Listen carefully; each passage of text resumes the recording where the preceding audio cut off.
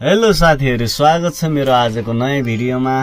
अनि मेरो आज भोलिको बसाइ रहेको छ गुल्मी जिल्लाको राजा भन्ने ठाउँमा। अनि म यहाँ आएको चाहिँ लगभग एक हप्ता भन्दा धेरै भइसक्यो, तर मैले भिडियो बनाएको छैन धेरै टाइमदेखि। अनि मलाई चाहिँ आज भोलि एकदमै के भएर हो भिडियो बनाउने भने चाहिँ एकदमै मन मरेर आएको छ हैन।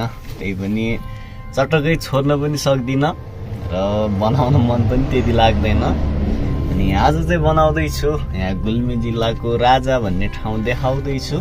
के कस्तो लाग्छ मन परेमा लाइक कमेन्ट अनि यस्तै भिडियो हेर्नको लागि मेरो सुमन भ्लग युट्युब च्यानललाई सब्स्क्राइब गर्नु होला।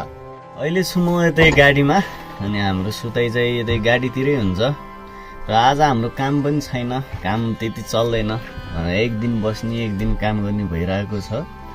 अहिले चाहिँ यतिकै बसिरहेको छु। यहाँ एकदमै अलिकति चिसो नै छ अरू ठाउँ हेरेर, अनि एकदमै हुस्सो लाग्ने हैन, घामको अनुहारै नदेखिने थियो। अहिले चाहिँ 9:30 भयो, भर्खरै घाम लागेको छ। यस्तो छ टक्क गाडीको अवस्था चाहिँ।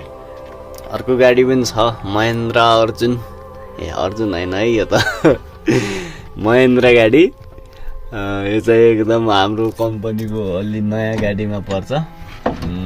गाडी चाहिँ एकदमै पानी नपरेको पनि लगभग धेरै दिन भयो, अनि गाडी एकदमै धुलोले हेर्ने जस्तो हेर्न लायक पनि छैन।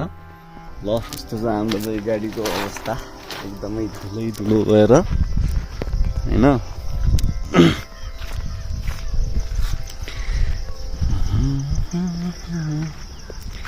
खाना खान जाने होइन गुरु? ए ठिक छ।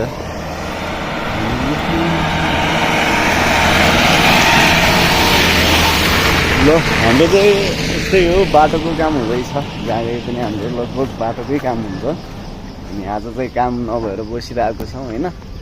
यही हो ठाउँ चाहिँ, बाटोको काम पनि यहीँ भइरहेछ।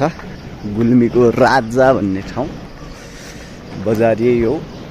अनि हाम्रो चाहिँ बसाइ यतै छ। अहिले चाहिँ हामी जाँदैछौँ टक्क गुल्मीको गौडाकोटतिर। अनि हाम्रो यता सुशील सर अलिक गाडी फेरि एकदम स्पिड हान्नुहुन्छ, मलाई डर लाग्ने कि होइन। यहाँको गौडाकोट बजार।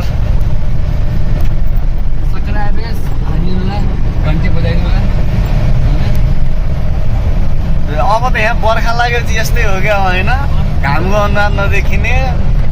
तर यतातिर राम्रो छ नि मौसम चाहिँ एकदम राम्रो छ। माथि पहाडतिर बाटो पनि एकदम अलिक सानो छ।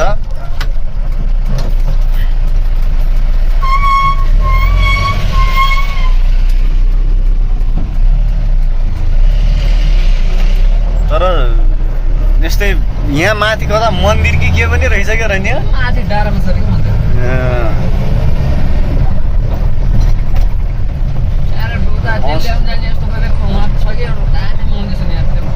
मान्छे बहुत आउँछ त्यो मन्दिरमा, म तेल ल्याउन जाने बाटोमा पर्छ जाने घुम्न जाने ठाउँ चाहिँ एकदम बहुत सुन्दर ठाउँ छ।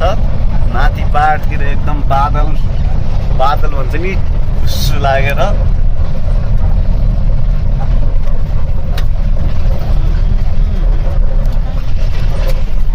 म हान्छु नि त बोलेर टेस्ट कस्तो हुन्छ, चलाउनु जान्छु कि नै जानिन्छ यार। बोलेर चलाउने अलि धेरै भइयो जस्तो लाग्यो। टेन्सन नहीं लेने का यार।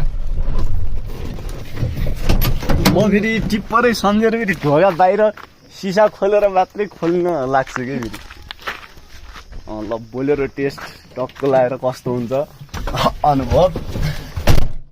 ल बोलेर टेस्ट हुँदैछ होइन।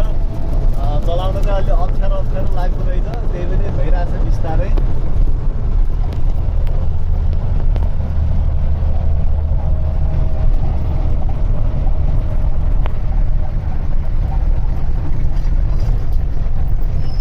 अहिले चाहिँ आइपुग्यो टक्क मेसिन भएको ठाउँमा होइन। हामी चाहिँ यहाँ जेसिबी ईश्वर गुरुलाई ल्याउन आएको खाना खानलाई। यहाँ चाहिँ ढुङ्गा हान्ने काम भइरहेछ, भोलि ढुङ्गा बोगाइ हुन्छ। यस्तो ढुङ्गा हान्ने ठाउँ चाहिँ। अहिले कस्तो ठाउँमा बसेर काम गर्दैछ कोही रुख ढाल्ने काम हुँदैछ होला सायद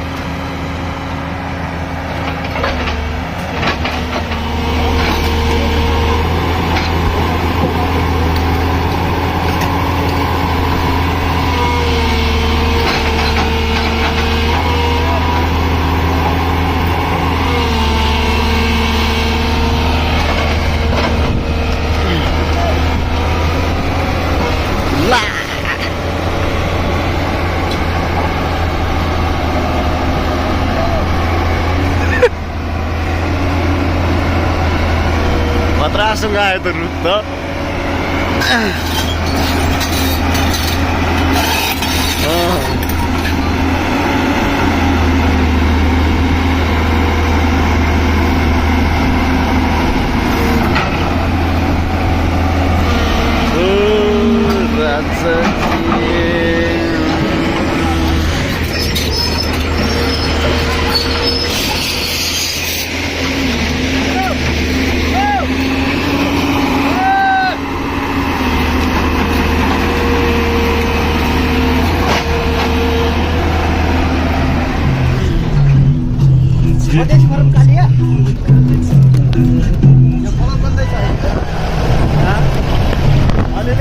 काटकुट पारे पाउन सक्छ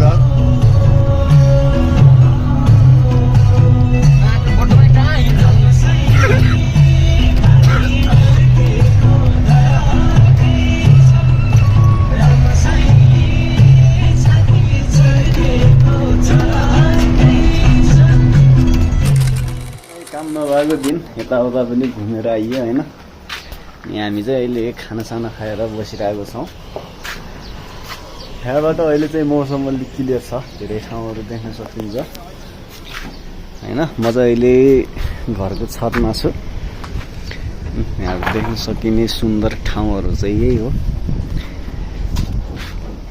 यहाँको चाहिँ स्कुल हाम्रो कम्पनीको गाडीहरू अनि काम चाहिँ यतै हुँदैछ यस्तो छ अवस्था चाहिँ यस्तै हो भिडियो मन पऱ्यो म लाइक कमेन्ट सेयर अनि सब्सक्राइब गर्नु नबिर्सिनु होला